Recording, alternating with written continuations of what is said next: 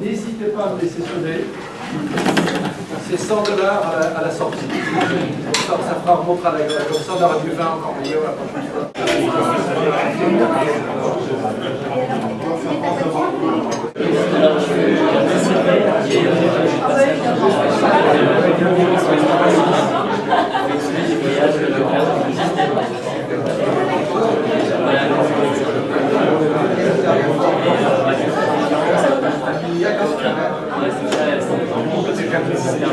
Faites un des invités précédents. Voilà. Bonsoir. Donc, félicitations pour avoir trouvé de quoi vous garer. C'était assez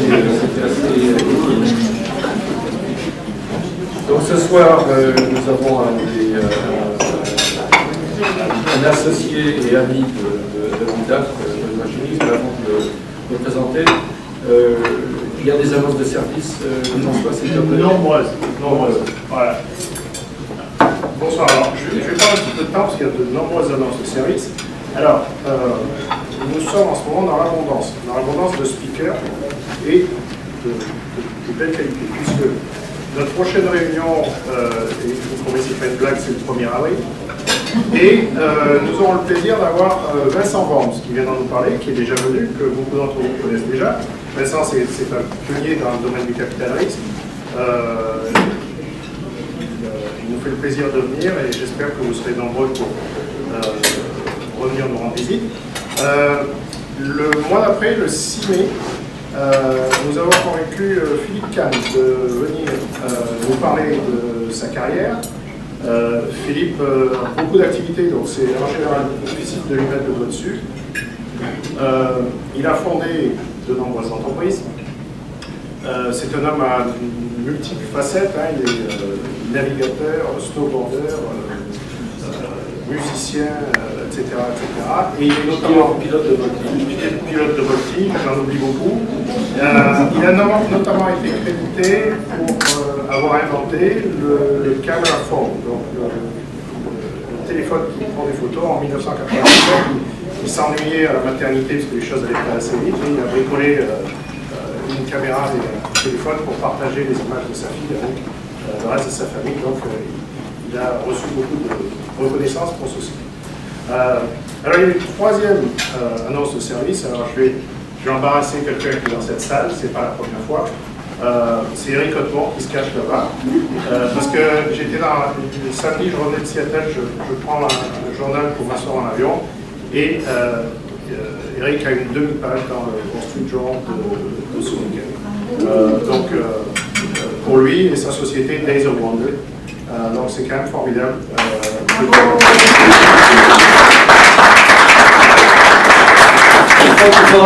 Il faudra d'ailleurs qu'on réinvite Eric. Si. Non, sérieusement. Parce que ce qu'il fait, ça va nous changer un peu du e-commerce, du HTML5, etc., puisqu'il fait des jeux, Monopoly, carton, cartes, des jeux. Il y a aussi une version iPad parce qu'il s'est un peu laissé aller dans le... Enfin, il fait du jeu classique et il a un très bon business. D'ailleurs, mon épouse voit le remerciement pour les dividendes. D'un investissement qu'on a fait. C'est vraiment ça. Non, sérieusement, c'est vraiment intéressant que tu viennes un peu un jour parler un peu à contre-courant. À contre-courant, sauf pour les vertus d'entrepreneurs, c'est-à-dire de allez-y. L'argent. Enfin bon. Voilà. Alors, j'ai encore une personne de plus à embarrasser. Il faut quand même un peu équilibrer les choses. Vous savez qu'il y a bientôt 19 ans, en fait, nous avions créé IBM. Et dans la salle, l'un des leaders de ce groupe, et qui à l'époque nous avait donné la confiance de former ce groupe, parce qu'on se posait tous la question, on se disait vraiment, est-ce qu'on va arriver tous les mois à mettre devant une audience quelqu'un qui a réellement accompli quelque chose de suffisamment remarquable pour partager son expérience avec les autres. Il y en a un qui nous a rempli d'optimisme en nous disant, bien sûr, c'est comme ça que ça va se passer, c'était Jean-Louis. Depuis, ses contributions à DBF sont multiples, comme ce soir, vous le voyez souvent. Beaucoup d'autres dont je pourrais parler très longtemps et pour lesquels il ne prend aucun crédit. Mais ce qu'il fait aussi, c'est qu'il nous trouve des speakers et que ce soir, il vient interviewer le speaker. Vous direz, c'est ce qu'il fait assez souvent. Ce soir, c'est aussi son anniversaire. Ah.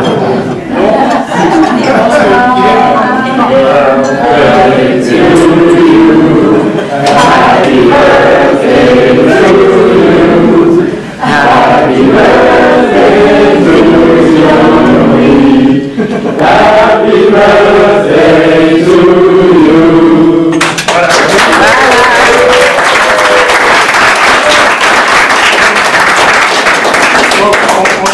On dit que les actions parlent plus fort que les mots. Je pense que c'est une belle démonstration de combien vous comptez pour Jean-Louis et combien cette organisation compte pour lui. Donc, pour le remercier, on a un gâteau, du champagne que vous pourrez boire après que le speaker ait été interviewé. Oui, ça va mieux, ça va mieux. Comme on sait aussi quels sont ses faibles, on a aussi du cheesecake.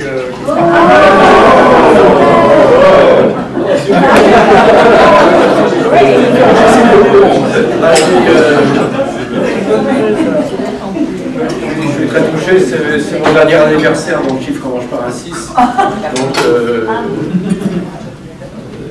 ça me laisse un petit peu pensif, enfin la vie est bonne. La vie est bonne. Merci beaucoup. Merci beaucoup. François, je suis touché, et c'est vrai que l'EBF va bientôt avoir 20 ans l'année prochaine. Ce qui, je me demande d'ailleurs, enfin je me dis, comment est-ce qu'on a pu survivre? Ben, je vais vous dire, et j'arrête là-dessus, on n'a pas de statut. C'est-à-dire qu'on a décidé d'emblée d'avoir une association sans statut, sans rien, d'un groupe de gens qui allaient faire ça, mais qu'on n'allait pas tomber dans ce qui existait déjà. Je n'ai rien contre, sérieusement, c'est pas de la politesse avant, il y a le Rotary, il y a des associations, des institutions, et on voulait quelque chose qui ne soit pas comme ça, soit différent. Voilà. Alors ce soir, viens là, ce soir je vous présente Benoît Schillings. Alors, Benoît Schillings est actuellement Yahoo Fellow, c'est-à-dire, il est en quelque sorte, c'est moi qui vais le dire, ministre avec un portefeuille dont il a lui-même la définition. C'est-à-dire que c'est toi qui décides un peu ce que tu fais. C'est une définition. Je pense qu'il y a d'autres personnes qui essaient de mettre des définitions plus formelles dans mon rôle. Une autre définition, c'est être editor contributor, donc travailler à écrire du software et travailler un petit peu comme élément libre et en même temps avoir un bon salaire. Donc c'est peut-être une autre définition qui convient correctement. Alors, vous allez voir, Benoît a eu une vie riche. Alors, est-ce que tu peux nous raconter, ou est-ce que tu veux que je raconte comment nous nous sommes rencontrés? Il y a plusieurs versions. En réalité, la première fois que je t'ai rencontré, en fait, c'était à Macworld. Apple France organisait un concours de software pour Macintosh qui était intéressant. Le premier prix était un Macintosh, le fleuron de la gamme. Et j'avais participé avec un software que j'avais écrit dans 87, quelque chose comme ça. Et j'avais eu l'honneur de gagner le premier prix qui m'avait été remis par Jean-Louis, qui ne se souvient absolument pas de ce moment-là. Et à ce moment-là, je me suis dit, ah, c'est le prochain patron de Apple. Donc là, c'est un endroit où je me suis. J'avais presque raison. Puis j'ai rencontré Jean-Louis à Macworld Expo, où je revenais de vacances. Et j'ai un ami qui s'appelle Martin, qui connaissait bien Jean-Louis et qui avait, je ne sais pas quand pu le rencontrer. Oui, alors je vais raconter l'autre côté du miroir en quelque sorte. Je viens de me faire virer de chez Apple, en 90. Jusqu'un soir, à dîner, John Scullin me demande ce que je pense de lui, et je lui dis. Non, mais bon. Et à la sortie, le patron des restes humains me met la main sur l'épaule pendant qu'on attendait les voitures au valet parking. Il me dit: alors Jean-Louis, je suis fier de toi. Wow. Je me suis dit, j'ai peut-être été un peu fort, effectivement. Scullin a bien compris ce que je pensais de lui, et il a décidé, à juste titre, c'est mon bienfaiteur, donc je lui dois beaucoup, mais il a décidé que bon, ça suffisait, trop de désaccords. Et donc, je reste encore 6 mois chez Apple, et puis on me demandait d'aller à des conférences, et je me trouve à un événement à Paris, à Apple France, à remettre la Pomme d'Or à un programmeur qui avait reçu la Pomme d'Or, qui était Martin Schaeffer. Et je lui dis: voilà, Martin, tu veux pas venir travailler aux États-Unis? Je suis en train de commencer une entreprise. Il me dit: non, c'est pas moi qu'il faut faire venir. Je connais quelqu'un qui est beaucoup plus fort que moi, c'est Benoît Schillings. Et donc, Benoît est devenu l'employé numéro, cofondateur numéro 3 ou 4, on peut dire cofondateur à ce moment-là, et donc nous nous connaissons depuis ce moment-là. Oui, je l'ai trouvé dans un bureau près de l'aéroport de Saint-José. Ouais. Pour une raison bizarre, Bi était en gros deux petits bureaux. Ouais. L'air conditionné était bloqué au maximum et personne n'était capable de le bloquer. Donc, je me suis retrouvé en Californie à programmer une des premières versions de morceaux de ce qu'on a fait pour Bi, avec une grosse veste. C'était probablement en mars, donc il faisait relativement bon, mais il faisait extrêmement froid dans le bureau. C'était ma première expérience de me retrouver dans un bureau où il n'y avait personne en fait. Je pense que j'étais la seule personne qui était là ce jour-là. On était avec Cory Van Arsdale et qui écrivait le business plan dans la pièce d'à côté, et on mangeait des sandwichs du Roach Coach. Vous savez ce que c'est qu'un Roach Coach? C'est les camions généralement conduits par des Mexicains. Il faut les remercier d'accepter de faire ce métier-là, et qui viennent vendre des sandwichs, des choses comme ça. Donc à 11h30, ils se mettaient devant la fenêtre du bureau et puis ils descendaient chercher le casse-croûte.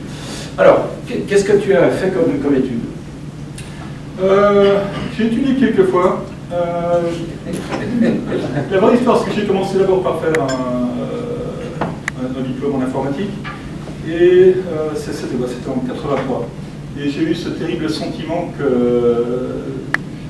l'action se passait maintenant. Donc, que vraiment, si je ne me mettais pas à écrire du code de manière professionnelle, c'est une chance qui allait disparaître. C'était ma dernière chance de le faire. Donc, j'ai trouvé une société qui avait un bureau en Belgique et un bureau à Agora Hills, dans la San Fernando Valley.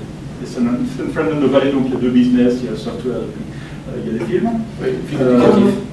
J'ai trouvé dans le business du software, en gros, j'ai reçu $1000, un billet d'avion, et je suis parti écrire des jeux vidéo pour, à l'époque, Apple II, Atari 400, etc. C'était en quelle année? C'était en 83, donc après Macintosh. Et le marché du jeu s'est précipitamment écrasé, ce qui m'a ramené à retourner en Belgique et finir un diplôme qui était un diplôme de 3 ans en informatique, qui n'était rien de particulièrement spécial, mais qui est quelque chose qui m'a donné des fondations qui étaient un petit peu plus larges que juste savoir programmer un Apple II. Tes parents sont toujours vivants? Mes parents sont toujours vivants, se portent bien. Je les ai vus il y a 2 semaines. J'ai passé un week-end en Belgique. Où ça? Mes parents ont des personnes de Louvain, qui était une ville francophone il y a une quarantaine d'années. Il y a toujours les mouvements linguistiques en Belgique entre différentes langues. Mon grand-père était bibliothécaire de l'université de Louvain, donc j'ai toujours le bon souvenir. J'ai encore des livres de l'université de Louvain que je suis censé rendre, oui, le cachet. Un petit peu en retard. Puis famille de docteur, mais mon père est ingénieur commercial, il travaille dans la publicité, ce qui au bout du compte est très utile. Aujourd'hui, travailler pour une société comme Yahoo et Facebook et avoir un certain background de la manière dont les publicitaires pensent au marché est quelque chose qui au bout du compte est très utile. Mon père était une de ces personnes qui disparaissaient tous les soirs et qui faisait de l'électronique dans la cave, qui fabriquait des prototypes à gauche et à droite. C'était certainement... Est-ce que c'est des télescopes? Il ne faisait pas de télescope parce que l'astronomie en Belgique n'est vraiment pas C'est un petit peu comme faire de la navigation de haute mer en Suisse ou quelque chose comme ça. Mais tu sais que le plus grand constructeur de bateaux du monde est en Suisse? Non, est dans Minnesota. D'accord. Il y a des 1000 lacs. À l'intérieur, c'est pas, ils font des bateaux pour les lacs et la mer, mais le plus grand constructeur, c'est dans le Minnesota. Alors, voilà, quand est-ce que tu as commencé à faire des télescopes? Le télescope, c'est vraiment un sous-produit de toute l'excitation autour d'Apollo, etc. Donc, fin des années 60, début des années 70, c'était quand même un moment où tout ce qui était espace était quelque chose. Avec quel âge? J'avais quoi? J'avais 8 ans, quelque chose comme ça. Et pour une raison ou pour une autre, j'ai trouvé ça extrêmement intéressant de regarder les étoiles et j'ai commencé à économiser mon argent pour construire des télescopes. Tu as construit toujours, si je veux c'est toujours un mélange de pièces du télescope précédent et du futur télescope. Donc, ça a toujours été un processus, soit quand j'étais adolescent où les moyens étaient quand même limités, ou aujourd'hui où mes moyens ne sont pas aussi limités, mais ma femme a une tolérance quand même limitée vis-à-vis du budget que je dépense pour ma vie. Donc j'essaie de me garder qu'un seul télescope. Donc je le fabrique, je trouve les problèmes, et en général, dehors, il y a un autre qui arrive ou un autre qui est fabriqué. Quand je t'ai connu, tu me racontais qu'il fallait mettre le film, parce que c'est vous souvenez du film? Il fallait tremper le film dans l'azote liquide. C'est bien ça. C'était une des méthodes. Il y avait une méthode qui était en gros de dessécher le film, sinon tu regardes. Donc tu mettais le film pendant 48 heures dans de l'hydrogène pur à une température de 60 degrés. Ce qui, une fois plus, c'est pas vraiment le genre de choses que tu veux signaler à ta femme. Il y a une certaine suspicion vis-à-vis du hobby. Mais il y avait toutes ces recettes particulières. Une autre qui était de refroidir le film avec de la neige carbonique ou avec de l'azote liquide. Donc, d'une certaine manière, il y a quelque chose qui était perdu quand cette technologie a disparu. Mais de notre côté, tout ce qui est détecteur électronique est absolument extraordinaire. Qu'est-ce que tu... Alors, tu as dépensé combien pour ton dernier capteur? Très peu. Donc il y a un capteur qui est un petit peu spécial, qui est fabriqué par une société qui s'appelle Photometrics, qui est au Canada. Et c'est une caméra qui a une résolution de 1000 par 1000 pixels, ce qui n'est pas exceptionnel en soi, mais qui a cette capacité de détecter des photons individuels sans ambiguïté. Donc en gros, ce senseur est capable, à une vitesse vidéo, de détecter la présence ou l'absence de photons à vitesse vidéo.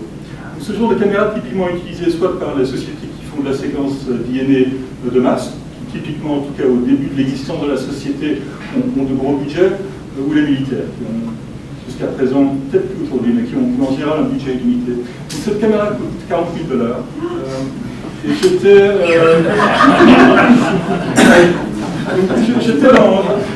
j'étais dans un circuit qui s'appelle Halted, qui est sur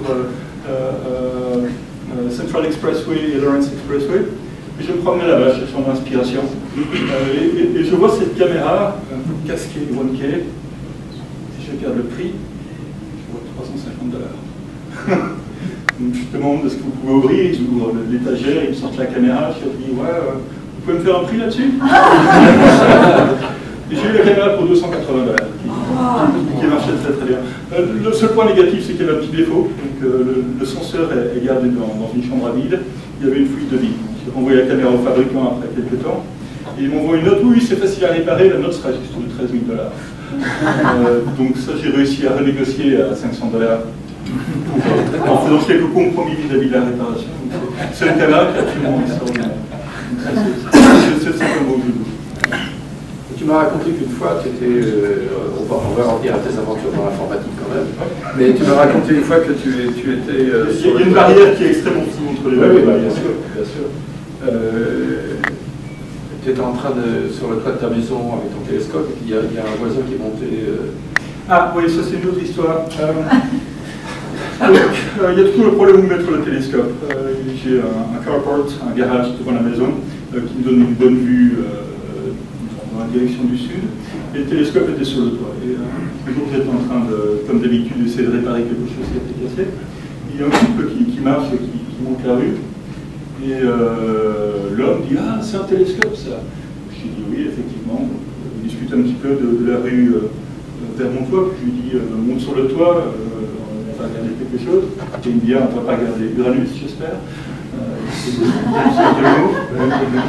Et puis je ne suis pas très bon à reconnaître les visages, mais je lui demande qu'est-ce que tu fais comme boulot. Il me dit je suis Quality Assurance à Google. Je suis là, bon, ok, d'accord, quelqu'un qui travaille en QA, très bien. Je devais préparer la nourriture pour les enfants, donc j'ai dit bon, à la prochaine, c'est quoi ton email? Il dit mon email c'est sergey@google.com. Et puis je redescends et je me dis ah, c'est vrai que ça lui ressemble.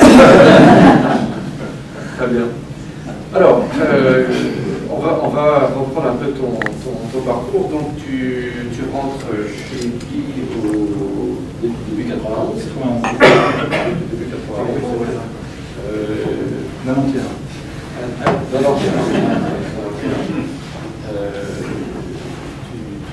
Tu contribues aux fondations de l'Operating System. Tu essayes de m'enseigner la programmation sur l'iOS en faisant frémir les autres ingénieurs parce que tu me faisais écrire directement sur l'écran, sans passer par les primitives de l'OS qui contrôlent la façon dont on peut écrire directement. Ce qui est assez avec de très bonnes raisons d'ailleurs. Bon. Et tu es resté combien de temps chez lui? Je suis resté chez lui pendant 9 ans. Donc jusqu'en 2000, jusqu'en 2000. Et donc on a vendu l'entreprise en 2001 à Central. Qu'est-ce que tu as fait à ce moment? J'ai interviewé avec une société qui s'appelait Phone.com, qui est devenue OpenWave. J'ai été interviewé pour diriger une équipe qui fasse la version suivante de browser mobile. Et pendant l'interview, ils m'ont demandé qu'est-ce que tu penses de WAP. J'avais pas de téléphone cellulaire à l'époque. J'ai demandé c'est quoi WAP. Ça n'a pas l'air d'avoir été un obstacle pour m'engager. Donc j'ai dirigé une équipe qui au départ avait ce rôle de créer le WAP browser suivant, la version suivante, qui utilisait les raffinements extraordinaires des téléphones, qui étaient d'avoir les premiers écrans graphiques, avoir un écran qui soit un petit peu plus grand que ça. Et de fil en aiguille, c'est devenu relativement clair que quelque chose qui manquait vraiment dans le marché du mobile à ce moment-là était une plateforme qui soit solide. Il y avait certainement des efforts de la part de Nokia, il y avait des efforts de la part de Qualcomm, mais dans une grande mesure, vu que OpenWave était le joueur dominant dans l'industrie du mobile à l'époque, qui shippait, je pense, du software pour 1 milliard de téléphones par an, et qui avait vraiment une opportunité de transformer ce rôle d'être juste la compagnie qui fournit le browser et le SMS et le MS de l'autre part, de prendre ce rôle de devenir beaucoup plus la plateforme pour le chipset. On a été relativement loin avec ça. Je peux épiloguer sur les raisons pour lesquelles ce n'est pas devenu une version dominante. Je pense qu'une des choses était probablement de ne pas avoir considéré l'aspect open source à l'époque, ce qui certainement été une des raisons du succès, je pense, pour Android. Mais c'était un bon essai. Je pense qu'on a réussi à faire quelque chose qui était, au départ, a quand même été sur 1,2 milliard de téléphones. Donc c'est quand même un succès qui est raisonnable. Je pense que c'était voir un petit peu ce qui venait à l'horizon, qui était un monde qui n'était pas purement browser, mais qui avait vraiment besoin d'une solution pour créer des applications de qualité sur les téléphones mobiles. Donc, tu es resté combien de temps chez Je suis resté là pendant 5 ans, je pense. Et après, tu allais... Ça devient de plus en plus court après ça. Avec de l'expérience, on comprend plus vite. Et donc de là, tu allais à Trolltech. J'étais chez Trolltech, où j'étais CTO. Oui. Raconte-moi un peu ce que c'était Trolltech. C'est vraiment intéressant ce qui s'est passé et pas passé avec Trolltech. Donc Trolltech est une société qui avait un produit principal qui s'appelle Qt, qui est un framework cross-platform. Donc cette possibilité d'écrire une application avec un set d'API et d'être capable de faire tourner ces applications sur Windows, Linux, Macintosh, etc. Ce qui était vraiment un besoin du marché, parce que pour la majorité des compagnies, être capable d'écrire des applications qui soient spécialement faites pour ces trois plateformes était quelque chose qui était intenable. Donc Trolltech est une société qui était un mélange intéressant entre un modèle open source, donc un modèle qui pouvait être utilisé comme fondation pour du software open source, et un modèle commercial. C'est vraiment cette idée de dual licensing, où il y avait un modèle open source, mais si quelqu'un voulait construire des applications et garder le secret quant à la manière dont l'application était écrite, il devait prendre une licence pour ce produit. Trolltech était à son sommet, je pense, 260 personnes, donc probablement là-dedans 240 ingénieurs, principalement basés à Oslo. Donc tu as eu le plaisir de travailler avec des Norvégiens. J'ai eu le plaisir de travailler avec des Norvégiens. Les Norvégiens ont une citation, un dicton, qui n'a pas de raison de boire pour ne pas être libre. C'est quelque chose qu'ils appliquent avec une diligence extraordinaire. Faire la fête avec les Norvégiens était une expérience presque aussi bonne que de faire la fête avec des Anglais de Manchester. C'est un peu difficile de décider. Mais un des aspects était d'être capable d'utiliser l'outil pour le marché du mobile. Donc on avait une version mobile qui s'appelait Qtopia, qui une fois de plus était, d'un point de vue plateforme, vraiment en avance sur ce qui était fait à l'époque. Une mauvaise coïncidence fut l'arrivée d'Android, qui au bout du compte, je pense, est la raison principale pour laquelle Qt n'a pas été capable d'être une plateforme dominante dans ce marché. Mais on a eu la vision de vendre la compagnie à Nokia à temps, de manière à éviter d'avoir cette situation peu plaisante de devoir être un compétiteur d'un produit qui est donné gratuitement. Donc, ce qui m'a amené à Nokia pendant un temps qu'il gardait aussi court que possible. Est-ce qu'ils sont aussi difficiles qu'on le dit? Je ne pense pas que Nokia soit particulièrement difficile en soi. Je pense que le principal problème de Nokia que j'ai eu à l'époque où j'étais chez Nokia était un certain égo national. Je pense vraiment que la psyché des Finlandais a été dans une grande mesure créée par la manière dont ils ont résisté pendant la Seconde Guerre mondiale. Et je pense qu'il y a une tendance à voir tous les problèmes en Finlande un petit peu à travers ce modèle-là, qui est que l'obstination, au bout du compte, est la manière de résoudre tous les problèmes. Sisu. Exactement. Et le caractère finlandais. Ouais. Mais ça amène à des illusions également, où je pense que Nokia n'a jamais cru fondamentalement que ni Android ni iPhone ne représentaient un danger pour eux. Je me souviens clairement d'avoir des discussions chez Nokia où je disais iPhone c'est quand même pas mal. Et puis le commentaire chez Nokia c'est non, ils ne font qu'un seul téléphone, ils ne savent pas comment faire une compétition dans le marché du mobile. J'avais beau essayer de dire c'est peut-être ça l'avantage, le fait qu'il n'y ait qu'un seul téléphone. Il y avait une réjection de masse, je dirais, de ce qui venait de la vallée.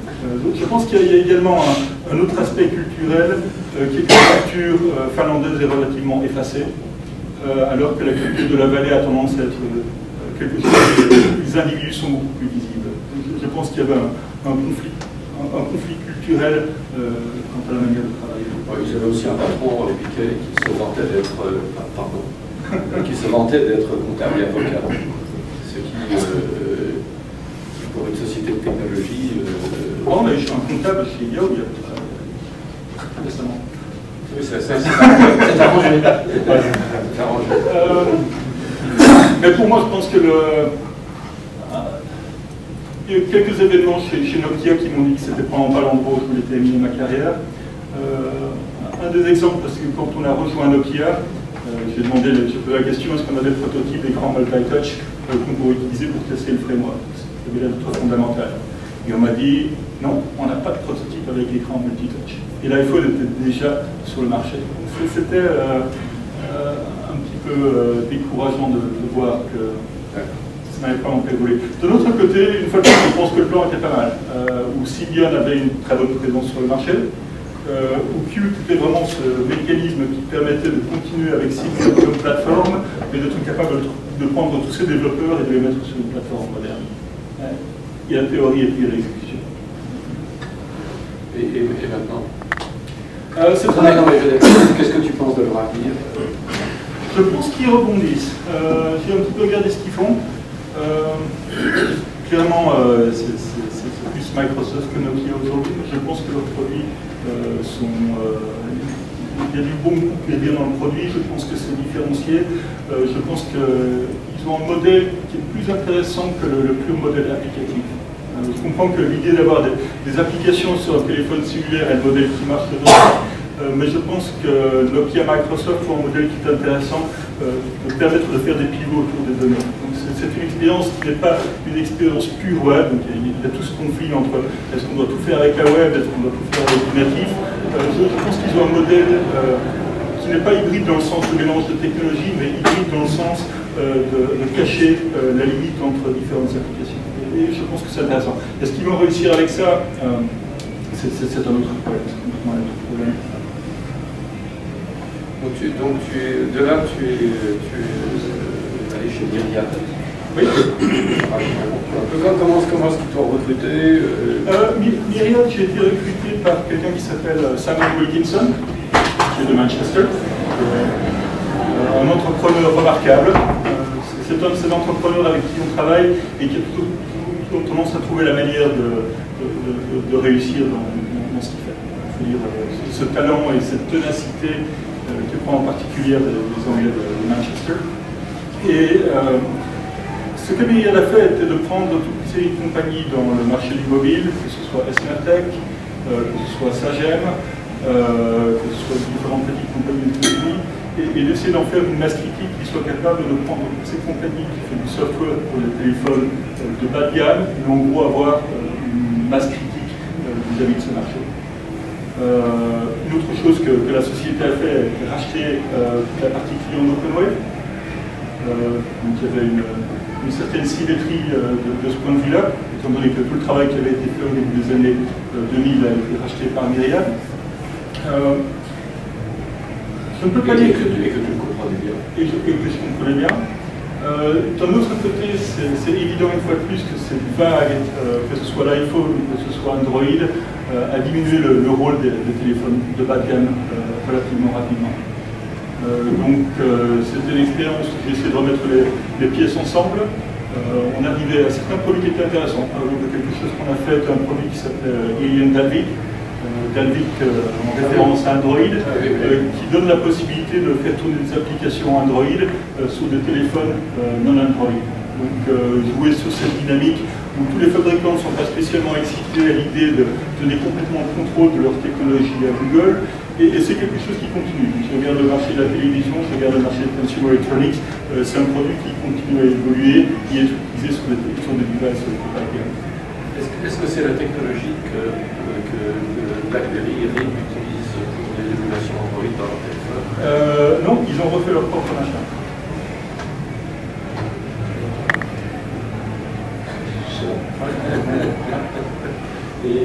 Mais pour la petite histoire, l'idée de base était de fournir ça à Nokia.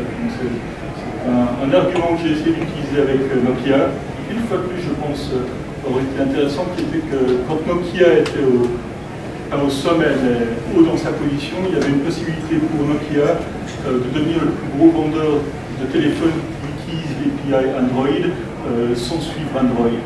Il y avait cette possibilité de faire un forking et en gros de prendre cette technologie et puis de faire quelque chose de la Microsoft. Donc, Nokia, par son ampleur, serait capable de rajouter tellement d'API qu'au bout du compte, Google serait dans une poursuite pour maintenir la compatibilité. C'était mon plan secret. C'est une très bonne idée. Et ils n'ont pas suivi. Et ils n'ont pas suivi avec ça. Non. Alain rigole.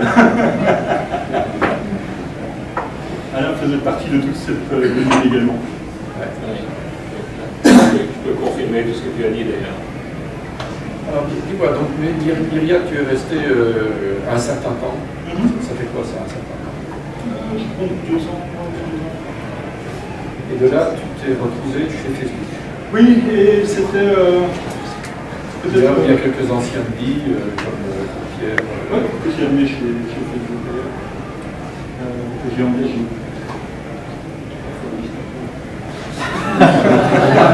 Jusqu'à présent. Il y a personne de Facebook ici. Oui, Facebook était un petit peu une crise existentielle. C'est toujours dangereux quand on commence par la technologie de passer de plus en plus de temps à faire des slides PowerPoint, ou à passer son temps dans des avions, ou à être en face de clients en train de raconter des histoires. Il y avait un petit peu ce doute interne. Chez Myriad.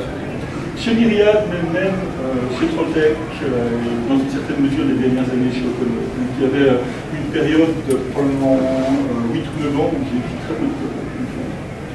Et c'est dangereux, parce que je pense que c'est comme ça qu'on finit par être un CTO qui raconte des histoires et que les histoires sont totalement déconnectées avec la réalité de la technologie. Donc, encouragé par un ami qui a mis en doute mes capacités d'écrire du code, je me suis décidé à... Bon, quel serait le job le plus difficile que je puisse prendre? J'ai regardé deux choses. Un des choix était Google. Ils ont des projets intéressants qui ne sont pas liés à la recherche. L'autre aspect était Facebook. Et au bout du compte, j'ai choisi Facebook, principalement parce que ça m'avait l'air d'être l'endroit le plus inconfortable que je puisse imaginer. C'est quelque chose de sain de temps en temps de se retrouver dans un environnement inconfortable. Également parce que je voulais vraiment comprendre la manière dont Facebook pense social, vraiment voir ce qui est derrière cette vue d'un social network et sa valeur d'un point de vue compagnie ou d'un point de vue humanité. Donc j'ai pris ce job chez Facebook et ce fut une expérience qui a été un challenge au départ, parce que quand on arrive chez Facebook, en gros on a une demi-journée d'orientation, on reçoit un laptop, on reçoit un compte Unix, et puis on dessine des bugs. Et on te dit, va corriger les bugs. Et la première chose que j'ai fait, c'était m'asseoir et puis regarder quelle est la taille de la base de code. Je ne sais plus exactement ce que c'était, mais je pense qu'il y avait 19 millions de lignes de PHP, avec très peu de documentation, et des bugs qui sont distribués dans toute cette infrastructure. Je n'avais pas vraiment écrit de code pendant 7 ou 8 ans. Donc, real men don't comment. Absolument. Donc ils appellent ça bootcamp, où en gros on se motive les uns les autres entre les niveaux à Facebook, mais de notre côté ça marche très bien. C'est quelque chose qui m'a vraiment forcé à retourner dans un mode qui était un mode programmation et penser à la programmation. Donc ce fut un petit peu plus difficile que ce que je pensais. On pense toujours qu'on peut courir 5 km sans problème jusqu'au moment où on essaie réellement de courir 5 km et on réalise que c'est quand même très loin. Donc il y a eu un petit peu un choc face à la réalité de me retrouver avec du code comme responsabilité principale. Tu peux nous dire sur quoi tu as travaillé? Non, pas vraiment. Même maintenant, ce qui est pour moi une réponse suffisante pour les lire. J'ai passé pas mal de temps à écrire sur Android. Donc c'était plus du côté client interface utilisateur. Et donc c'est toi qui est responsable de l'erreur de Facebook sur les applications HTML5 contre les applications natives. C'est un problème qui est vraiment intéressant. Hein. Je pense que... Non, c'est réellement intéressant parce que c'est le monstre du Loch Ness du mobile. Où périodiquement il y a cette discussion sur est-ce qu'on va tout faire avec du markup, est-ce qu'on va tout faire avec du HTML5, est-ce qu'on va faire un modèle hybride où on est capable d'appeler des fonctions natives depuis HTML5. C'est quelque chose qui est récurrent. Tu vois beaucoup de Gecko, tu vois pas mal de projets qui tous les ans essaient de remettre cette histoire à jour. Ce qui se passe aujourd'hui dans le marché du mobile est très simple. C'est que la complexité pour écrire les applications n'a aucune importance. Donc si on veut écrire les applications en Lisp et en assembleur, on ferait en Lisp et en assembleur.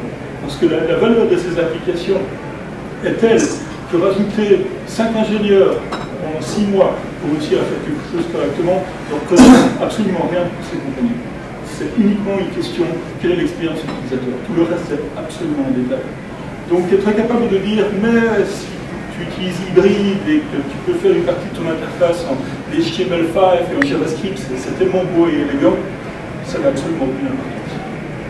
L'autre aspect, c'est que j'ai quand même vu dans ma carrière pas mal de projets qui ont essayé d'utiliser JavaScript et HTML pour faire des interfaces complexes, et il y a un phénomène qui s'est produit chaque fois. C'est qu'après 3 semaines, les progrès sont absolument remarquables, l'application marche presque correctement, et après 6 mois, c'est la même chose. Donc il y a un mur qui peut être exprimé avec un browser, qui peut être exprimé avec JavaScript, qui n'a pas encore été surmonté. Donc tu étais chez Facebook dans une situation inconfortablement intéressante, etc. Ça a duré quoi, 2 ans? 1 an et demi. 1 an et demi. Je pense que c'est un mélange. Ça va de plus en plus vite, là. Ça va de plus en plus vite, oui, non. C'est des missions qui a aujourd'hui, non, je plaisante. Je pense qu'il y a un aspect culturel.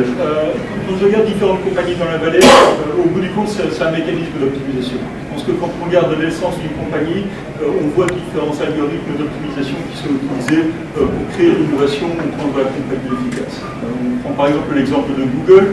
Ma vue de Google, c'est que Google, c'est des petri dish, c'est des petites boîtes de plastique dans lesquelles tu mets de l'agar pour faire grandir des bactéries.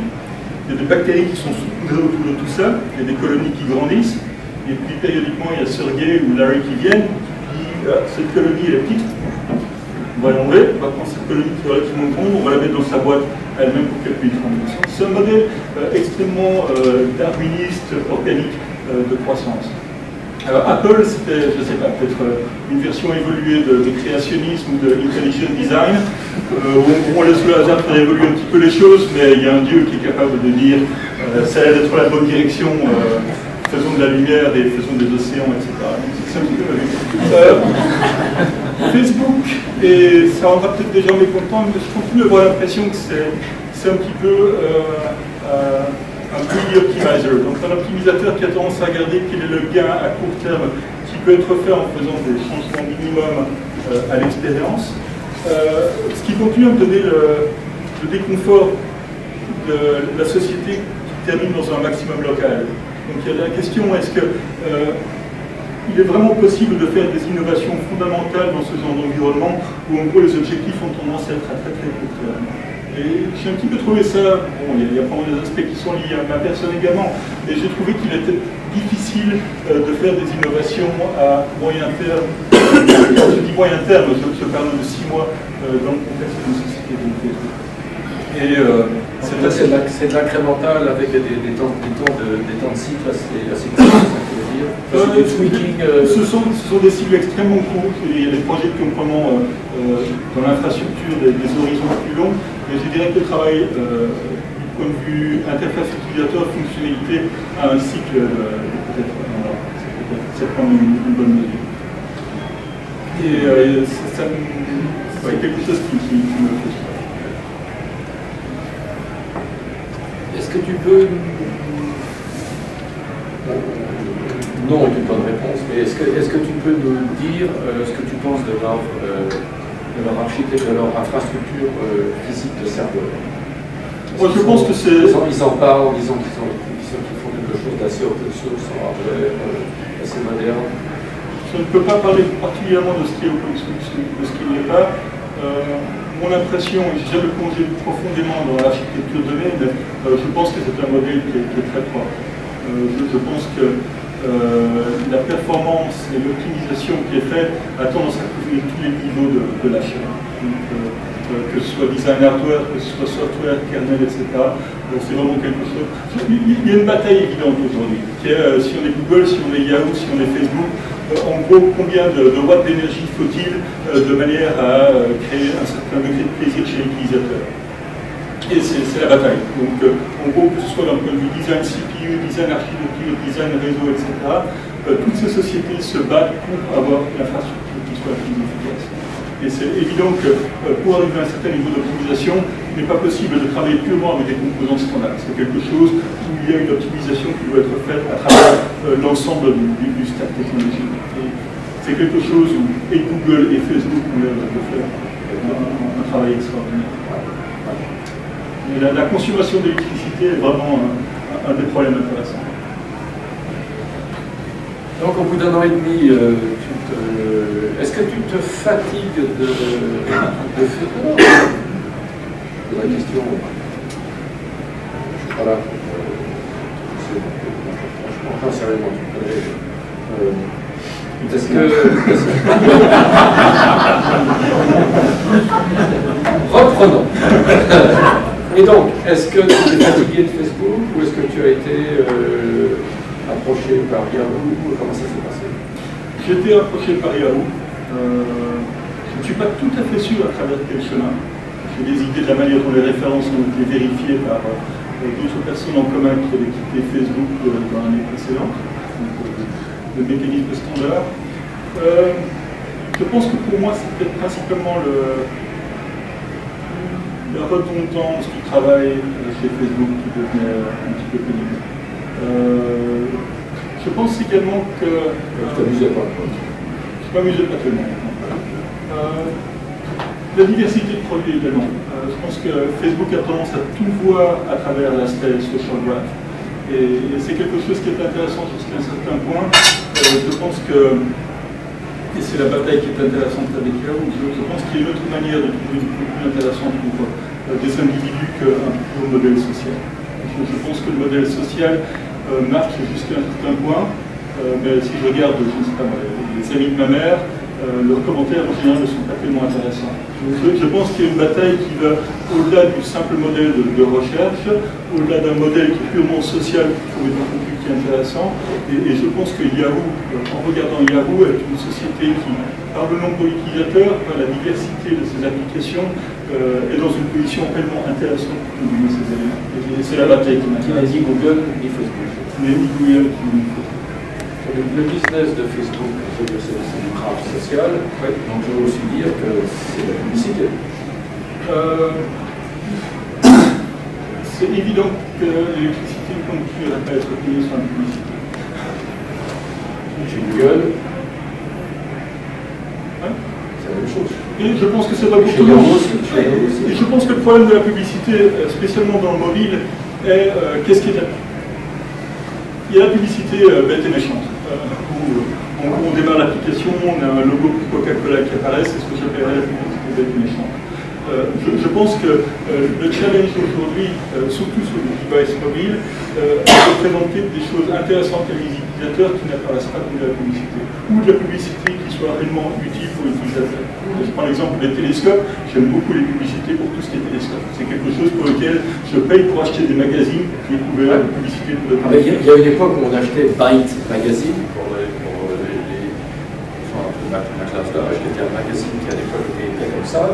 Et les articles, bon, ça va. C'est la publicité. Mais regardez la publicité, les cartes son, la nouvelle souris, le machin, c'est vraiment la pornographie. Et donc je pense que la bataille suivante n'est pas vraiment la bataille de comment fournir autant d'informations que possible à l'utilisateur. Et c'est un problème qui a été résolu. Personne n'a de problème pour trouver du contenu ou des choses à lire. Le réseau social, je pense que ça atteint une certaine limite, une fois de plus, parce que avec une certaine distance, les personnes que tu rencontres ne sont pas spécialement intéressantes de ton point de vue. Donc il y a un problème fondamental qui est de comment filtrer ce qui est réellement intéressant pour les personnes. Et je pense qu'au-delà de la recherche, du réseau social, le problème fondamental aujourd'hui est de comment être capable de trouver ce qui est réellement intéressant pour Jean-Louis ou réellement intéressant pour moi. Et c'est un problème qui est difficile et qui va au-delà de savoir si la personne aime les voitures ou aime le tennis. Donc je pense qu'il y a un modèle qui est vraiment complexe qui doit être fait. Et c'est quelque chose de compliqué parce qu'il y a l'aspect de confiance entre la personne qui fait le filtrage, il y a la question de précision, il y a beaucoup de variables intéressantes qui n'ont pas été explorées. Je suis complètement d'accord. Je suis pas un fan, je respecte Facebook, mais je ne suis pas un fan. Et je préfère avoir une relation de confiance avec des autres, avec des fournisseurs, des blogueurs qui sont intéressants, des gens sur Twitter qui sont intéressants, c'est avec des gens intéressants avec qui finalement je finis par établir une relation, un contrat non écrit.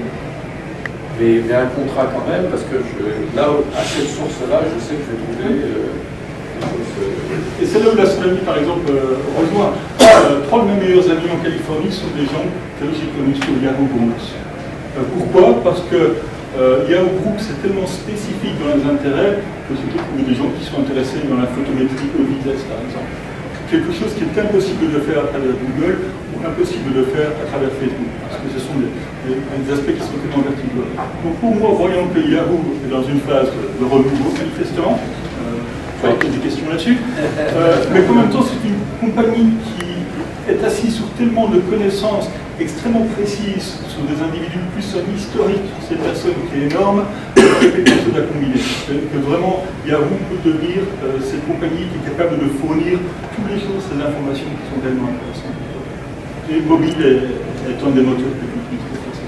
Oui, évidemment, ils ne t'ont pas embauché pour faire une nouvelle version du portail. Ça date, parce que je passe pas mal de temps sur des aspects qui ne sont pas liés au mobile. Parce que clairement, quand je regarde Yahoo, c'est une société où le modèle était centré autour du portail ou d'applications web. Si on veut faire des applications mobiles, revenons sur le point que personne n'est intéressé quant à la difficulté pour les applications. Il y a pas mal d'aspects liés à l'infrastructure, liés au data mining, liés au profiling, etc., qui doivent être adaptés pour le mobile. Donc je passe pour moi la moitié de mon temps sur des problèmes qui ne sont pas directement liés au mobile, mais qui sont liés à l'évolution de l'infrastructure en général chez Yahoo. Ce qui est quelque chose de neuf pour moi. Tout ce qui est big data, etc., est quelque chose que je n'ai jamais vraiment exploré en détail, donc c'est quelque chose qui est dans chez Facebook. Même chez Facebook. Facebook était vraiment dans ce que je faisais plus du côté client applicatif. Donc tu vas rester plus de 2 ans. Jusqu'à présent. Non, je dois dire également que... Qui est-ce qui signe ta revue de performance?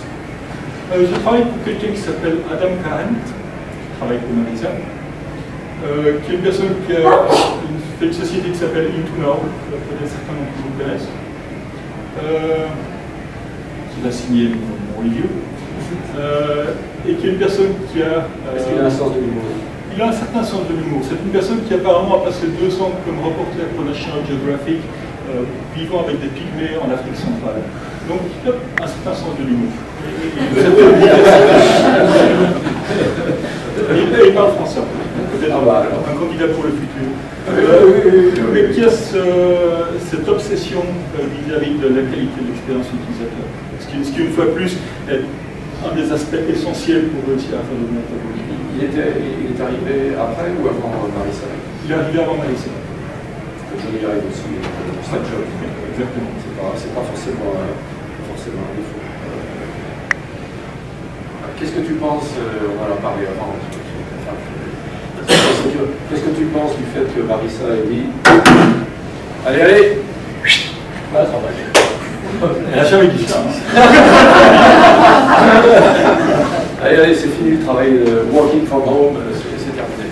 Bon, il y a l'aspect médiatique, évidemment, où les gens aiment bien créer des drames et trouver quelque chose. C'était une semaine qui était relativement calme d'un point de vue presse, donc c'était un bon sujet. De l'autre côté, je pense que si on regarde les sociétés qui ont réussi dans le marché de la technologie, il y a quelques points communs. Un point commun, c'est qu'il faut qu'il y ait un fanatique obsédé qui dirige l'opération. C'est quelque chose qui a l'air d'être absolument indispensable. L'autre aspect indispensable, à mon avis, c'est la localité des ingénieurs et des designers et de l'équipe. Je pense que je n'ai jamais vu un mécanisme d'équipe distribuée qui marche réellement. Je pense que tu as directement des phénomènes de tribus et des phénomènes de us versus them qui apparaissent instantanément. Donc, les boîtes qui fonctionnent sont les boîtes où on est capable de mettre, dans la mesure du possible, tout le monde dans le même building, d'avoir ces gens qui mangent ensemble, qui discutent ensemble, qui se comprennent. Je pense que c'est une nécessité. Donc dans ce contexte-là, avoir la moitié d'une équipe qui travaille à la maison et qui vient toutes les 2 semaines, je pense que pour la technologie, c'est pas quelque chose qui marche très bien. Évidemment, si un ingénieur, pour une raison quelconque, décide de passer une journée à travailler à la maison, c'est un détail. Mais je pense réellement qu'avoir une équipe où tout le monde est dans le même building, c'est la différence du monde. De toute façon, en plus, on sait maintenant que les gens qui travaillaient de chez eux avaient un VPN, un réseau privé virtuel sécurisé pour les données de l'entreprise. Alors quand une entreprise a ça, elle maintient des logs, des enregistrements du trafic, des moments de connexion, etc. Et donc Marisa Mayer, qui vient de Google, qui adore les chiffres, elle a demandé les chiffres du VPN. Et, il y avait des gens qui ne travaillaient pas énormément. Une majorité qui ne travaillait pas énormément. Bon, c'est la rumeur de Jean-Louis. Il y a une autre histoire de VPN qui était chez lui. On était en réseau centralisé et on était curieux comme ingénieur d'avoir une idée du niveau de travail produisaient les autres ingénieurs. Donc on avait écrit ce petit hack qui était très amusant, qui était capable de voir quelles images étaient downloadées de la web en temps réel. On avait un screensaver, en gros, qui mettait au hasard les images qui étaient downloadées par d'autres ingénieurs. Ce qui était, après 6 heures du soir, c'était, je pense que tu as... C'était éducatif. Tu nous as forcé à déconnecter ça. Je me souviens d'un ingénieur.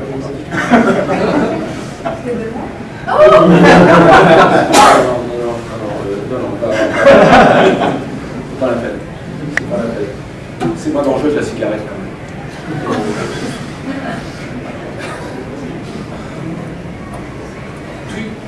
Je vais te livrer dans quelques instants aux questions de l'auditoire. Dans 5 ans, tu te retournes sur ce que tu as fait chez Yahoo. Qu'est-ce que tu aimerais pouvoir dire? Je pense que ce que j'aimerais pouvoir dire est de dire que j'ai transformé Yahoo pour que Yahoo devienne spécialiste de ce que j'appelle une grande d'intérêt. Donc je pense qu'être capable d'être la compagnie qui est capable de définir le mieux au monde ce qui est intéressant pour toi spécifiquement dans un certain contexte est la mission de compagnie. Merci beaucoup.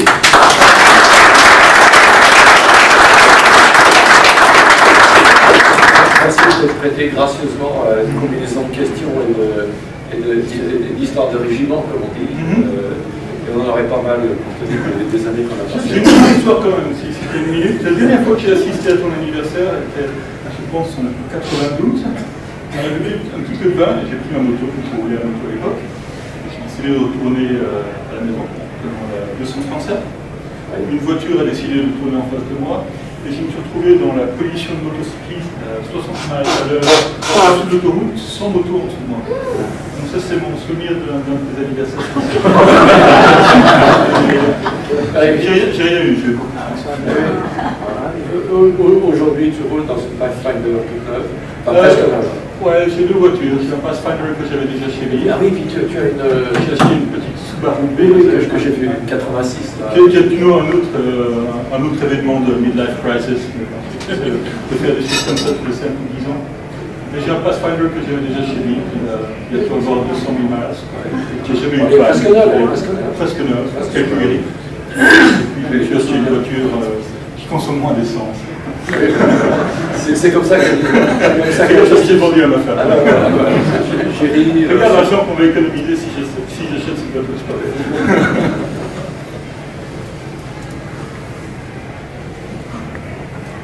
Oui. J'ai une question par rapport au commentaire à la fin qui disait que tu voudrais donner la meilleure expérience ou le meilleur contenu aux utilisateurs. La nouvelle page Yahoo, en fait l'expérience que j'en ai après quelques jours, c'est que les informations qui sont dans le newsfeed, je ne sais pas d'où elles viennent, mais elles me paraissent complètement inutiles par rapport à mes besoins. Alors qu'avant c'était plus sérieux, plus mainstream. Là j'ai l'impression que ça parle plus des chiens écrasés et des choses comme ça qu'autre chose. Alors je ne sais pas si c'est peut-être mon profil qui est mal renseigné, mais est-ce que tu peux commenter par rapport à ça? Il y a 2 aspects. Si tu regardes la homepage chez Yahoo, il y a les images au-dessus qui est éditorial et qui n'est pas contrôlé par ton profil et qui a tendance à contenir des chiens écrasés et des sinkholes en Floride et des machins comme ça. Et puis ce qui est en dessous de ça est quelque chose qui est sélectionné par ton profil. Ce que tu peux faire, c'est dire si on ne veut plus voir ce genre de contenu. Et pour l'instant, il y a un petit peu de personnalisation qui doit être faite pour réussir à avoir un bon niveau. Mais si je sais que 3 fois j'ai dit je ne suis pas intéressé par le sport, je ne vois plus d'articles de sport. Ça a l'air de marcher pas mal de mon côté. C'est certainement pas parfait. C'est-à-dire faire de la personnalisation et être capable de réellement trouver ce qui est intéressant pour toi. Je pense qu'une des questions, c'est le volume de données qu'on est capable de passer à travers ce filtre qui est adapté à tes intérêts. De toute façon, tu peux lui écrire à bchillings@gmail.com. Gmail.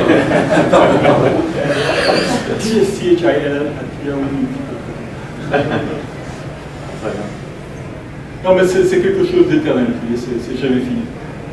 Ce que les gens veulent, c'est quelqu'un qui te connaît personnellement et qui soit capable réellement de choisir. Est-ce que je dois y avoir du travail avec les on s'est dit servir au mieux les intérêts de la personne et ne va pas toucher à Comment répondre à celle-là?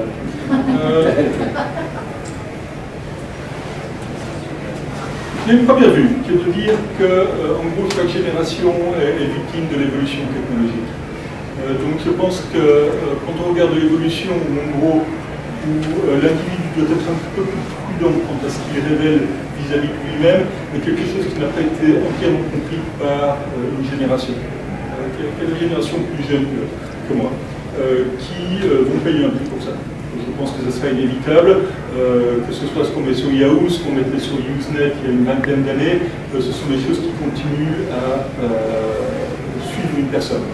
Donc je pense qu'il y a une évolution de société où les gens apprennent progressivement ce qu'ils veulent réellement exprimer vis-à-vis de leur personne, vis-à-vis de ce qui est réellement intéressant pour eux.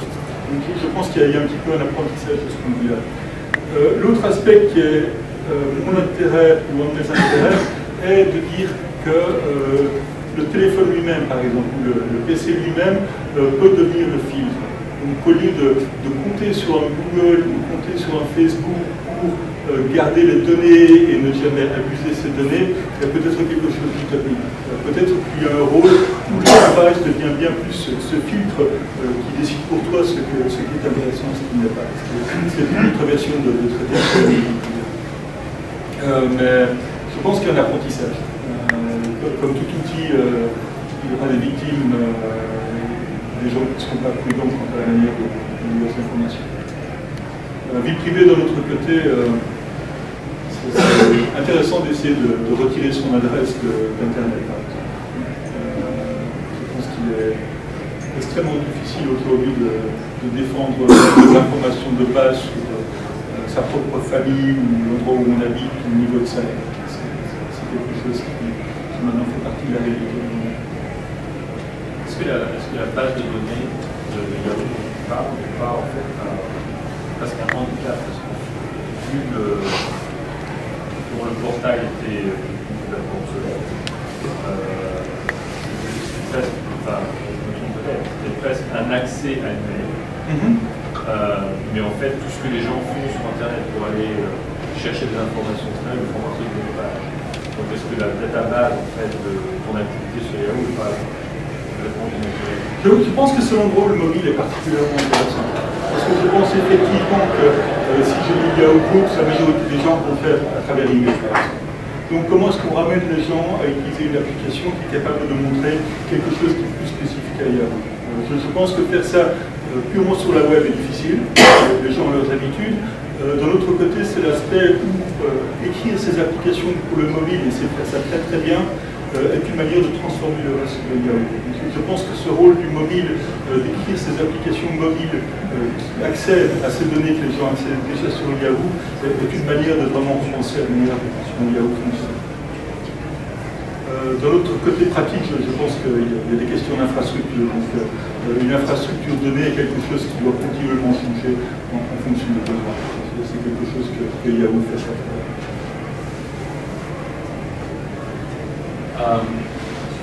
Yahoo a traversé des difficiles. Donc une question évidente, je peux demander le niveau de talent qui reste dans cette compagnie-là. Et toi qui fais partie donc d'une vague nouvelle qui est censée réénergiser la compagnie et puis en faire une compagnie dont on sache.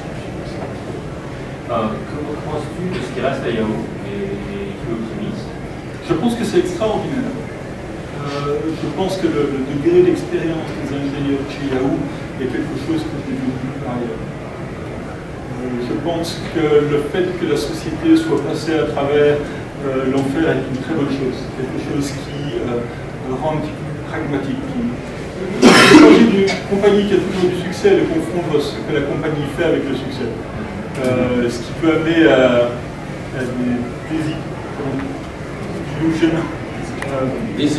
des illusions vis-à-vis de la réalité. Je pense que Yahoo est une compagnie qui se porte bien et qui est également passée à travers un nombre d'échecs et qui a un sens du danger. Si tu ne fais pas de bon produit, vraiment, le précipice n'est pas très très loin.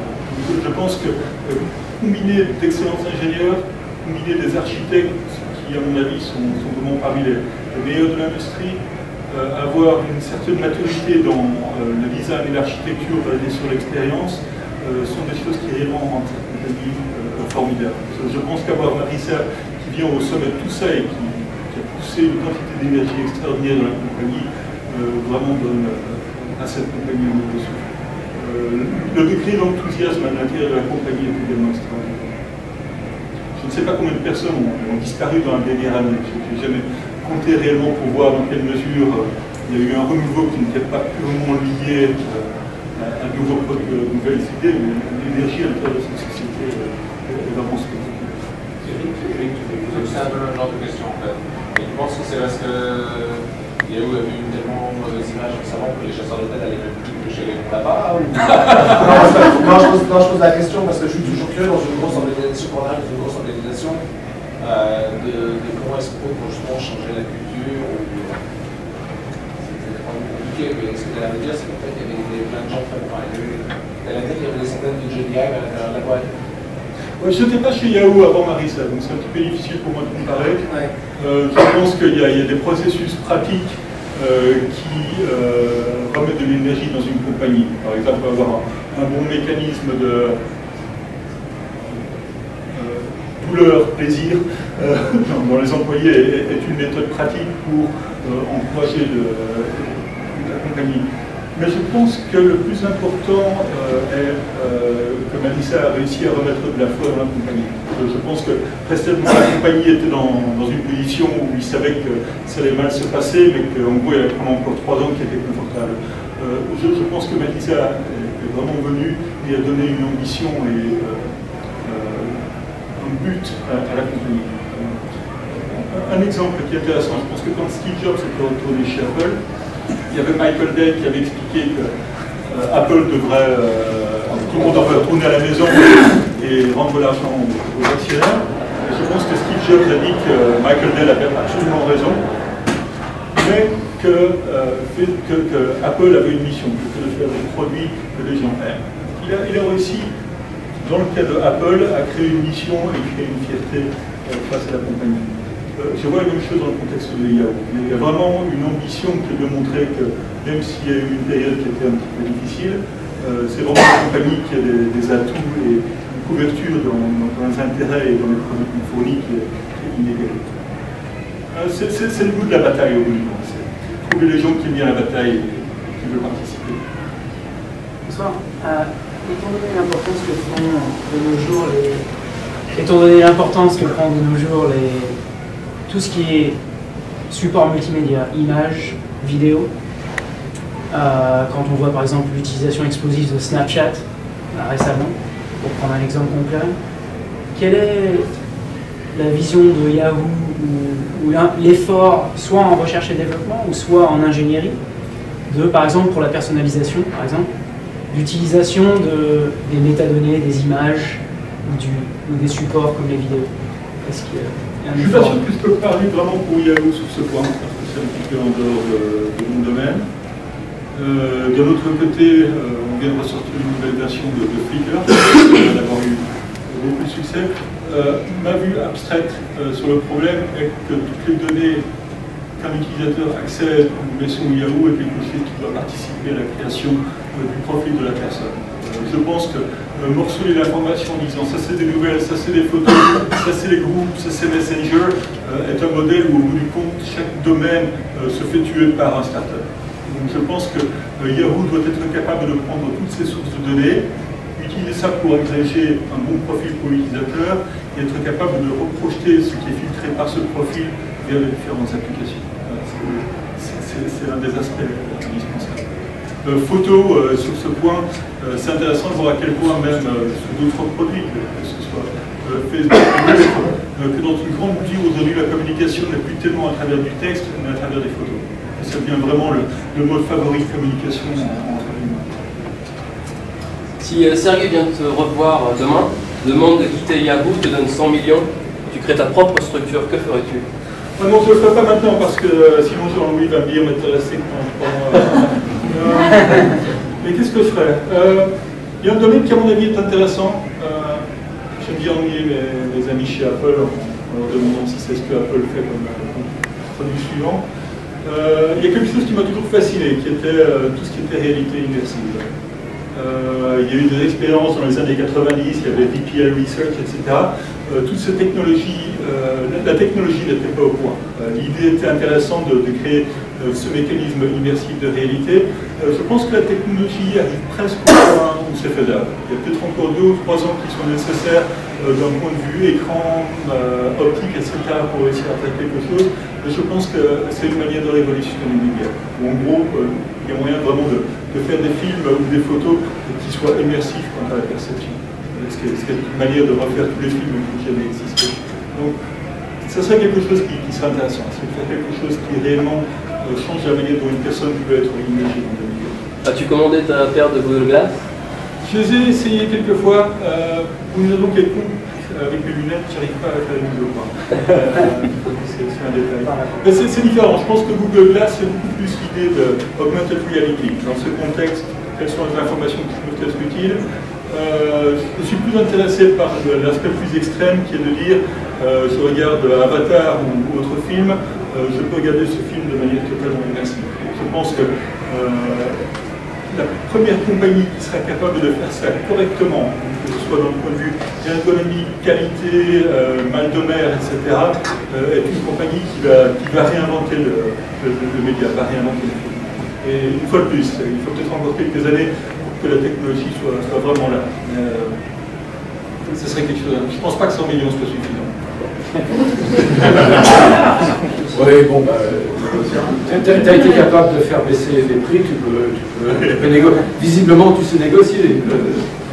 Est-ce qu'on peut nous donner une idée d'une façon de faire du business via Yahoo qui considérait à la fois vraiment l'intérêt de l'utilisateur à un modèle économique finalement qui serait vraiment au service de l'utilisateur. Parce qu'on a soit de matraquage publicitaire maladroit pour essayer de rémunérer quelque chose. Finalement, on a l'impression que ça n'intéresse pas plus au contenu de ça, mais juste à faire du profiling pour pousser des choses dont on n'a pas forcément. Est-ce qu'il y a un modèle économique qui semble pertinent dans le business? Spécifiquement, si je regarde par exemple quelque chose comme Google Maps, c'est un modèle qui est intéressant. Parce que Google Maps, en gros, donne une valeur à l'utilisateur. Les suggestions sur une carte ne sont pas quelque chose qui rajoute trop de bruit à l'information, mais qui en même temps est utile et qui est capable et qui peut être monétisé. Donc c'est plus ma vue, qui est trouver des informations qui soient utiles, mais dans le contexte de ces informations utiles, certaines ont une relation commerciale. Parce que c'est pour moi la manière de faire. Eric. Benoît. Dans toutes les différentes étapes que tu as eues, il y a systématiquement une immense culture technologique, une forte conscience de ce qu'est un produit, la demande de l'utilisateur, beaucoup de côté visionnaire, à anticiper quelle est la future tendance.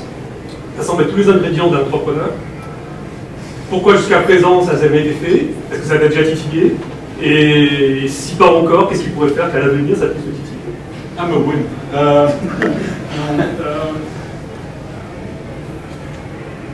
Moi, je peux peut-être répondre parce que je connais un peu Benoît. D'accord. Pour être entrepreneur, il faut quand même être un tout petit peu délinquant. La frontière, sérieusement, il faut vouloir violer des règles. Parce que si on veut, parce qu'à moins d'avoir 200 millions de dollars pour entrer dans un marché qui est déjà occupé par d'autres, il faut trouver une règle qu'on va casser. Il y a un côté un petit peu, on dit que la frontière entre les petits délinquants et l'entrepreneur, c'est assez... il y a un côté de vouloir contrevenir, pour parler plus poliment, de vouloir contrevenir à des règles établies. Et ça, il y a des gens qui veulent le faire du côté technique, de trouver, d'inventer, et il y en a qui veulent le faire du côté des affaires, c'est-à-dire de déplacer de l'argent qui va d'un endroit vers un autre. Parce qu'à un moment donné, il y a de l'argent qui va là, il faut changer la destination du tuyau. Et ça demande, c'est une personnalité. C'est possible, et ça m'arrivera peut-être encore, c'est pas totalement impossible. Je pense que Mon ambition en général est de faire de la technologie intéressante. C'est ce qui me satisfait. Je veux dire, c'est peut-être un esprit de hacking, mais je trouve que prendre des morceaux technologiques, et il y a toujours une relation entre les affaires et la technologie, mais trouver de nouvelles manières d'exploiter la technologie pour créer quelque chose de neuf, est ce qui me donne vraiment de la satisfaction. L'aspect business, j'ai vu suffisamment d'entrepreneurs, et c'est pas évident que c'est spécialement la vie que j'ai envie d'avoir. J'ai été jusqu'au point où passer un tiers de ma vie dans les avions. C'est amusant pendant un certain temps, mais au bout du compte, je voyais ça comme quelque chose qui n'était pas fondamentalement ce que je veux faire. Je pense que fabriquer quelque chose, assembler quelque chose, l'aspect, d'une certaine manière, pervertir la manière dont du hardware ou du software est capable de fonctionner, c'est vraiment ce qui me donne la satisfaction. Est-ce que Facebook, de par ton expérience, est une société que tu qualifierais de foncièrement honnête, éthique, sa façon de marketer son offre? Je ne connais pas tous les aspects de Facebook. Ce que je peux dire qui est peut-être intéressant, et il y a d'autres personnes de Facebook, mais je pense que Mark Zuckerberg est une personne extraordinaire. Je pense que toutes les personnes que j'ai rencontrées dans l'industrie, c'est probablement une des personnes qui est la plus claire dans ses objectifs et dans ses intérêts. Donc, c'est ce que je peux dire. Je pense qu'il y a une mission sacrée dans l'esprit de Zuckerberg qui est extraordinaire.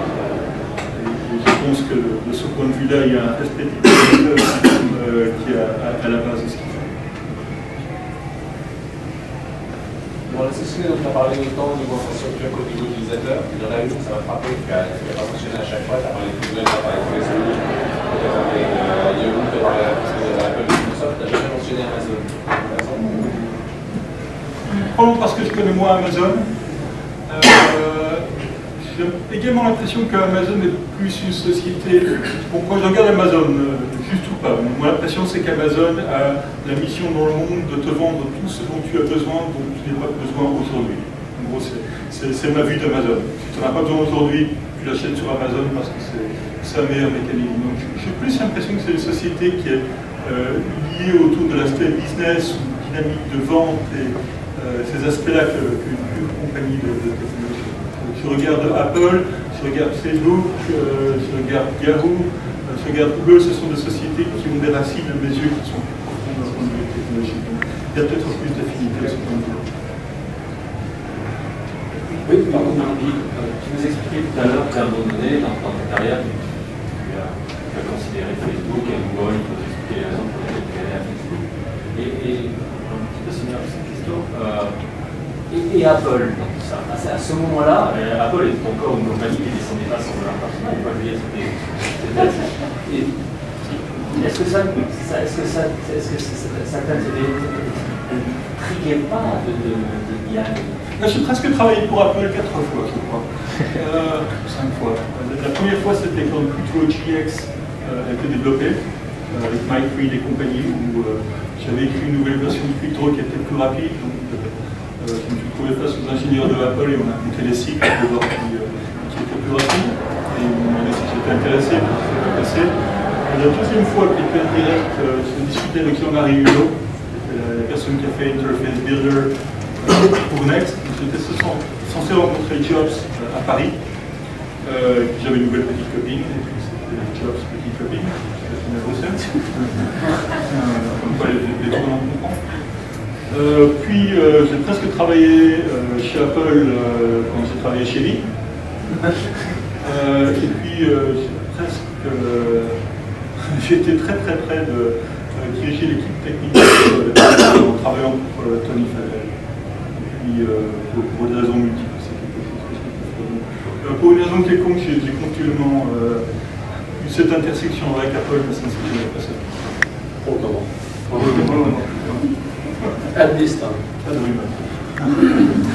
Au jour le jour, vous écrivez encore du code? Ah oui, tout à fait. Ça fait partie de mes objectifs trimestriels. Donc c'est un petit peu difficile parce que c'est difficile d'écrire du code pendant 1 heure. Et très souvent dans mon travail à Yahoo, j'ai des réunions à gauche et à droite sur que ce soit le comité de compensation ou Architecture Committee, etc. Donc je vois que mon temps a tendance à être morcelé et c'est difficile de trouver suffisamment de temps pour que ça vaille vraiment la peine de travailler. Donc, la semaine dernière, par exemple, j'ai réussi à disparaître pendant 2 jours. J'ai été caché dans des salles de réunion dans un autre building. Il y avait une personne qui savait où j'étais et j'ai réussi à passer 2 jours complets avec lui. Ce qui est un autre univers. Pour moi, écrire du code est un univers qui est extrêmement calme. C'est vraiment un plaisir, c'est une bulle interne, c'est vraiment se concentrer sur un problème et les autres disparaissent. J'écris également du code pour mon plaisir. J'écris toujours quelques projets qui correspondent à des intérêts personnels et j'écris du code. Aujourd'hui soir, quand toute la famille est au lit, je démarre Visual Studio ou d'autres outils et j'écris du code. Donc j'ai arrêté d'écrire du code, comme je l'ai dit pendant quelques années. C'est vraiment pas quelque chose que je veux de nouveau faire, parce que c'est extrêmement difficile de réellement recommencer. C'était vraiment une torture mentale de se remettre dans ce mode avec maintenant j'ai essayé de garder une routine de quoi que je fasse quand je l'écris du code. Pour répondre à la question du startup, je pense que si je voulais faire mon propre projet, ce serait pour moi la meilleure chose. J'avais 2 autres personnes et puis j'ai pu trouver un entrepreneur qui est plus quelqu'un pour lever l'argent. Quelqu'un pour lever l'argent, c'est ça l'entrepreneur. Quelqu'un qui force à dire le produit est prêt. C'est ce genre d'aspect qui fait la différence entre une expérience et un produit. Alors on va terminer sur une question. Est-ce que tu te souviens de la façon dont Martin Schaeffer, dont on a parlé au début, téléphonait depuis Bruxelles? Martin est une personne un petit peu particulière. C'est une personne qui n'avait pas vraiment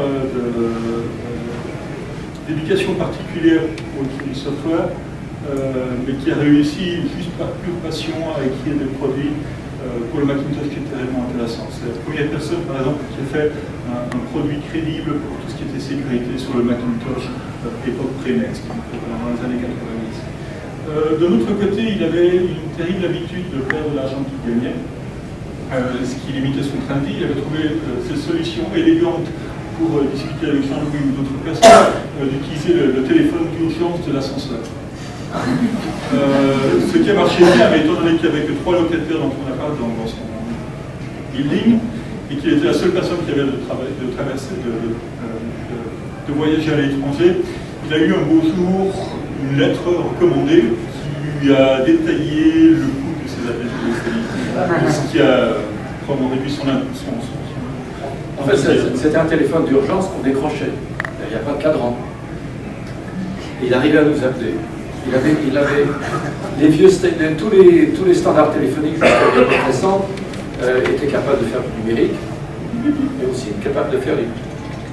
Donc il faisait avec la fourche du téléphone. Il nous appelait comme ça. Voilà. Merci beaucoup, Benoît.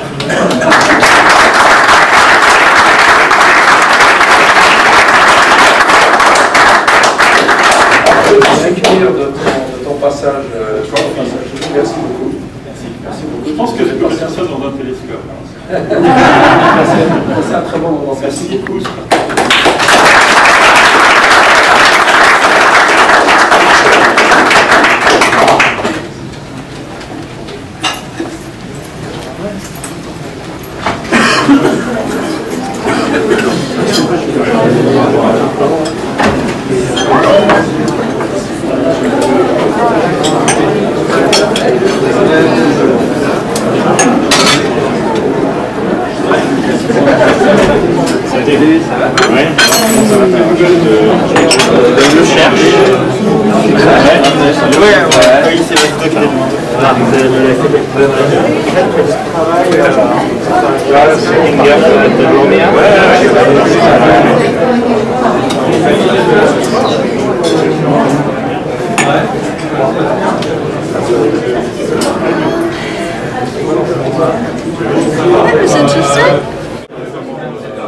C'est mieux que rien.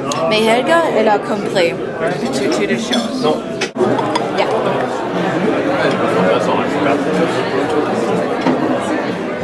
Ah ben c'est dommage, j'ai raté de la coupure du gâteau.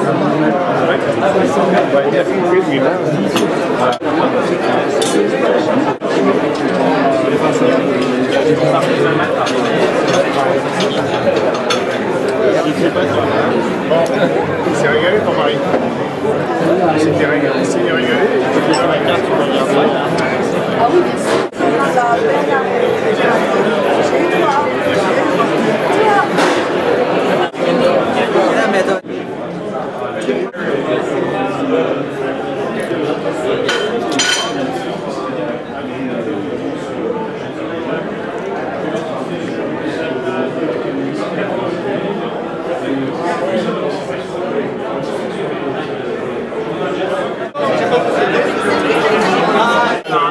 The real truth is, when I applied to law school, my advisor said, you just apply to all the top schools, go down the pecking order, and the best school you get into on the food chain, the pecking order, you go into that. I went to that was the best time of my life.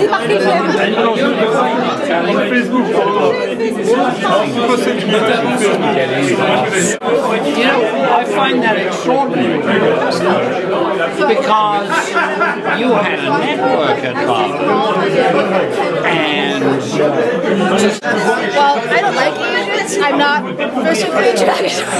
Come on.